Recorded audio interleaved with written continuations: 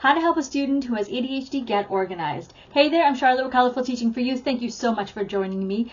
And if you are a teacher or a parent, you know that it is not easy when you are trying to stay organized and to stay clean and just have a beautiful space, that it's not easy because there's kids that throw things around naturally. And then if you've got ADHD on top of that, organization can be quite the task.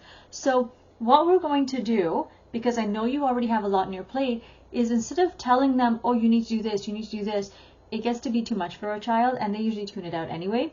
So what we're going to do is have little bits and pieces. We're going to make some small tweaks and changes so that they buy into this and they naturally want to stay organized. So let's look at how we're going to do this, all right? There's only 4 small changes. We're going to start with one at a time. You choose which one works for you. Number 1 is placement. So here we're talking about providing kids with as much order as we can by, again, making small tweaks. For example, maybe you can color coordinate where things go. So for my classroom, I have things with, okay, red folders go here, blue folders go here. Red folders symbolize, say, social studies. Blue might be math. But sometimes they don't always know that red, which one is which. But as soon as they see the red and they're holding a red folder, they know go put it in the red folder section. So I like to color coordinate. That might be a great way to add some order. The next thing you could do is label things, right? So that kids know this is where the spelling books go. This is where, say, fine arts things go, or French or Spanish or whatever goes. If you're at home and you don't want them to dump everything to one corner or all around your living room, then organize, like have a space where they can put things in and label it so that they see where it actively goes, and it's not just, oh, here's a chest or here's a drawer or here's a closet. It's in this place in my closet, my jackets go there, right? So they know where it goes because they see other jackets also in that space. Okay, that's number 1. Number 2 is schedule. This can be done at home or in school. Now, for a schedule, you're going to put out your daily plan every single day so your kids know what's happening. If you forget, honestly, they'll remind you to put it on. For young kids, it's really important to have a visual schedule because not all of them can read, right? And so they can see what the pictures look like. And one of the things I like to do is I actually will constantly review with them, what does this image look like and how is it related to the word, because then they're learning the words too as they're getting older, but they see that relationship right away and they can build on that over time. Yes, we do want to remind them that things change, and they have to be flexible, but for the most part they can see what their schedule is going to look like, when it's going to happen, and what is expected of them. Okay, sets them up for success there. Number 3 is study space. You might need to change your environment a little bit to be able to accommodate kids who have ADHD so that they can stay organized and focused. So what I like to do is, it depends. If you have a neutral color wall, I have white in my school.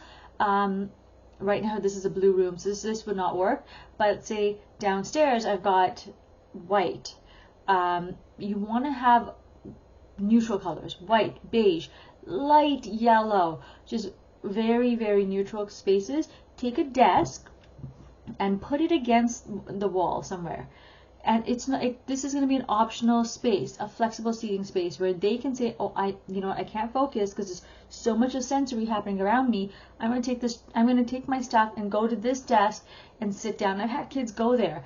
So this is just a free option for you. There are many other options, where you can put like different boards and stuff around, but this is a free option that you can utilize in your classroom right away. Okay.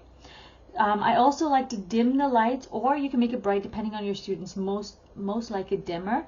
And I also prefer to put music on. I put soft instrumental music, because if you put, say, and classical for the most part, because if you were to put a Disney song, even if it's instrumental, you're going to get them singing. You want them to focus, so soft classical music. Okay, so those are 3 different changes you can make. The 4th one is rest area.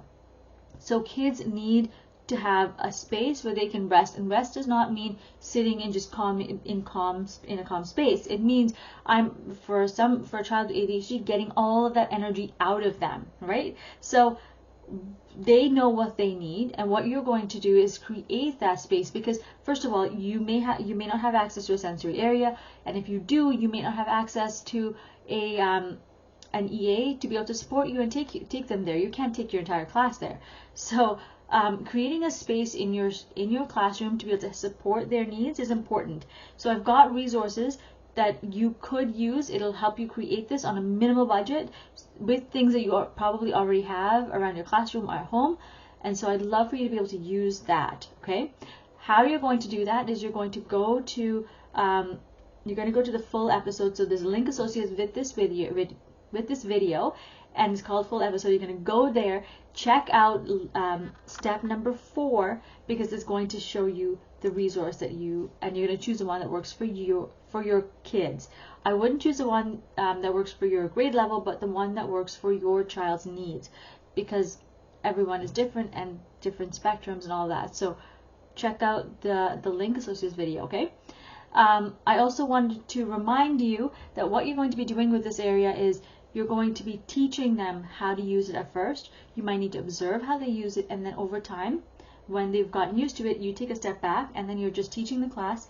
They know they have to get up, they're going to do their thing, and then they're going to join you, and there's a way of you tracking everything as well, because you might need that for report cards or just for you to see what's going on in their lives. Okay, so we are going to recap really quickly. We've talked about the importance of helping children with ADHD get organized, and really for your sanity as well.